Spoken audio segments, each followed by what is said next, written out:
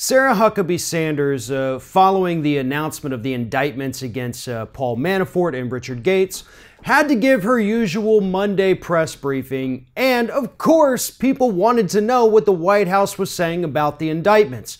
So Sarah Huckabee Sanders basically did what you would expect her to do and didn't actually address the real elephant in the room, and instead tried to deflect all of the attention onto something else. Take a look. But look, today's announcement has nothing to do with the president, has nothing to do with the president's campaign or campaign activity. The real collusion scandal, as we've said several times before, has everything to do with the Clinton campaign, Fusion GPS, and Russia. There's clear... That's right, folks. Don't look at the fact that members of the Trump campaign had to turn themselves into the FBI yesterday. Don't look at that. Don't focus on that. It's all still about the Clintons and the Democrats and Obama and the Podestas.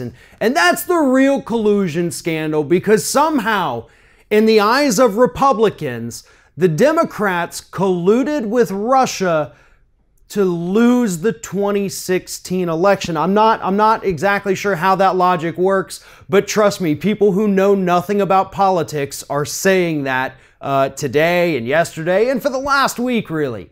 And it takes a special kind of mental defect to think that any of this uranium story or any of the Fusion GPS totally legal story has anything to do with anything in the world right now. Sure, the Podesta brother may get investigated. He may go to prison. I don't care if he does. Kind of hope he does. Same thing with John Podesta. But that's not bigger than what's happening with the Trump administration. It wasn't colluding with a foreign power for any kind of political gain, not like what the Trump administration did. So I'm sick and tired of hearing people, especially coming out of Sarah Huckabee Sanders, saying that we should be focusing on the Democrats. Huckabee Sanders has proven in her short time as press secretary that she is somehow more morally corrupt and incompetent than Sean Spicer. I mean, she has risen to the level of, number one liar of the Trump administration in a way that Sean Spicer could never have dreamed of. No wonder that guy got kicked out of the administration in favor of Sarah Huckabee Sanders. That is some world-class mental linguistic gymnastics that she is doing to somehow convince the American public that we should still be pissed off at the Clintons.